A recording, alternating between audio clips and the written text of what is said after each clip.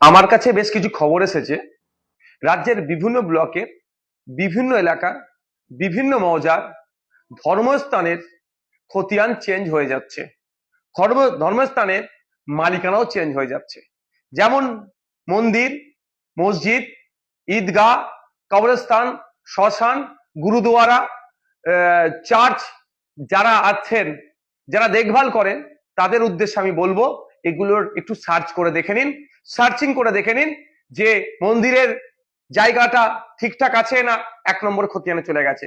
মসজিদের জায়গা ঠিক আছে না, 1 নম্বর খতিয়ানে চলে গেছে। ঠিক একইভাবে শ্মশান, কবরস্থান, গুরুদুয়ারা, চার্চের যেগুলো জায়গাতে আছে এগুলো একটু লক্ষ্য রাখুন। কারণ আমার কাছে খবর আছে রাজ্য সরকারের বেশ কিছু অসাধু ব্যক্তি এই জায়গাগুলোকে 1 নম্বর খতিয়ানে দিয়ে অনলাইনে যখন সার্চ করছে রেকর্ড নট ফাউন্ড করাচ্ছে, পরে এগুলো হয়তো কাউকে বিক্রি করে দিতে পারে বা অন্য কোনো খারাপ কাজে ব্যবহার করতে পারে। তাই আমি অনুরোধ করব সর্বধর্মের মানুষের কাছে, আপনাদের ধর্মস্থানগুলোকে সুরক্ষিত রাখুন।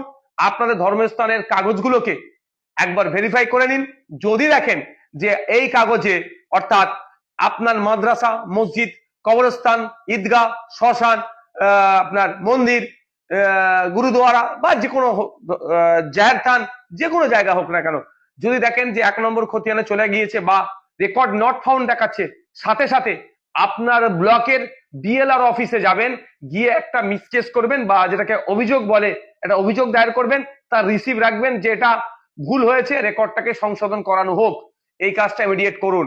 অন্যথায় রাজ্য সরকারের বেশ কিছু অসাধু মানুষজন আছে, তারা এটা খারাপ ইন্টেনশন নিয়ে, ব্যাড ইন্টেনশন নিয়ে এই ধরনের কাজগুলো করছে, যা পরবর্তীতে ধর্মস্থানের মর্যাদা, সম্মান কিন্তু অক্ষুণ্ণ নাও থাকতে পারে।